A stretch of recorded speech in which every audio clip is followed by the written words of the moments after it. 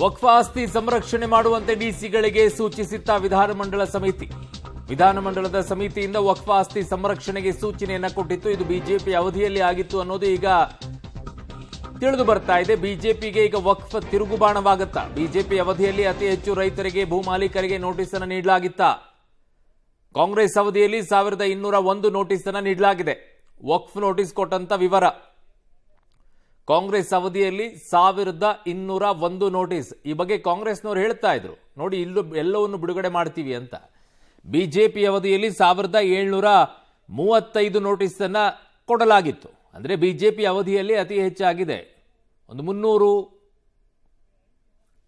ನೋಟಿಸ್ಗಳು ಹೆಚ್ಚಾಗಿದ್ದು. ಕಾಂಗ್ರೆಸ್ ಅವಧಿಯಲ್ಲಿ 391 ಎಕರೆ ವಕ್ಫ್ ಆಸ್ತಿ ಅಂತ ನಮೂದಾಗಿರೋದು.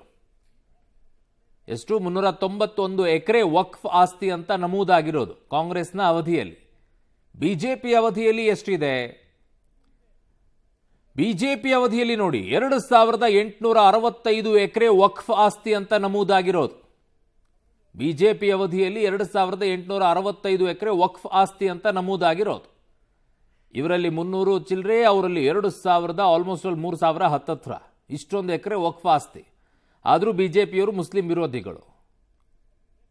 ಬಹಳ ಚೆನ್ನಾಗಿದೆ ಇದು. ಕಾಂಗ್ರೆಸ್ ಅವಧಿಯಲ್ಲಿ 1201 ನೋಟಿಸ್ ಅನ್ನು ನೀಡಿದ್ದಾರೆ. ಬಿಜೆಪಿ ಅವಧಿಯಲ್ಲಿ 1700 ಚಿಲ್ಲರೆ ನೋಟಿಸ್ ಅನ್ನ ಕೊಟ್ಟಿದ್ದಾರೆ. ಅಂದ್ರೆ ಬಿಜೆಪಿ ತಾನಿದ್ದಂಥ ಸಂದರ್ಭದಲ್ಲಿ ಮಾಡಿರೋದು ಕಣ್ಣಿಗೆ ಕಾಣಿಸ್ತಾ ಇಲ್ಲ. ಈಗ ಕಾಂಗ್ರೆಸ್ ಅವಧಿಯಲ್ಲಿ ಆಗ್ತಾ ಇರೋದನ್ನ ಮಾತ್ರ ಇಟ್ಕೊಂಡು ಹೋರಾಟವನ್ನ ಮಾಡ್ತಾ ಇದೆ. ಇದನ್ನೇ ಕಾಂಗ್ರೆಸ್ನವ್ರು ಹೇಳ್ತಾ ಇದ್ದು, ನಿಮ್ಮ ಅವಧಿಯಲ್ಲಿ ಆಗಿತ್ತಲ್ರಿ ಇದು ಅಂತ ಹೇಳಿ. ಯಾರ ಅವಧಿಯಲ್ಲಿ ಏನು ಮಾಡಿದಿರೋ, ಕಾಂಗ್ರೆಸ್ ಅವಧಿಯಲ್ಲೋ ಬಿಜೆಪಿ ಅವಧಿಯಲ್ಲೋ, ಬಟ್ ನಿಮ್ಮೆರಡೂ ಪಕ್ಷಗಳಿಂದಾಗಿ ಜನ ಹೈರಾಣಾಗ್ತಾ ಇರುವಂಥದ್ದು ಇದೆ.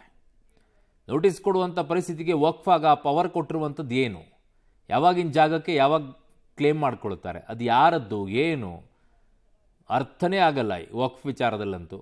ಆ ನಿಟ್ಟಿನಲ್ಲೇ ನೋಡೋಣ. ಇವತ್ತಿಂದ ಪಾರ್ಲಿಮೆಂಟಲ್ಲಿ ಕೂಡ ಸೆಷನ್ ಆರಂಭವಾಗಿದೆ. ಅದರಲ್ಲಿ ವಕ್ಫ್ ಕಾನೂನು ವಿಚಾರದಲ್ಲಿ ತಿದ್ದುಪಡಿ ಆಗತ್ತಾ ಅಥವಾ ರದ್ದಾಗತ್ತಾ ಅನ್ನೋದನ್ನು. ಸೊ ಕಾಂಗ್ರೆಸ್ ಅವಧಿಯಲ್ಲಿ 1201 ನೋಟಿಸು, ಇಲ್ಲಿ 1735 ನೋಟಿಸು.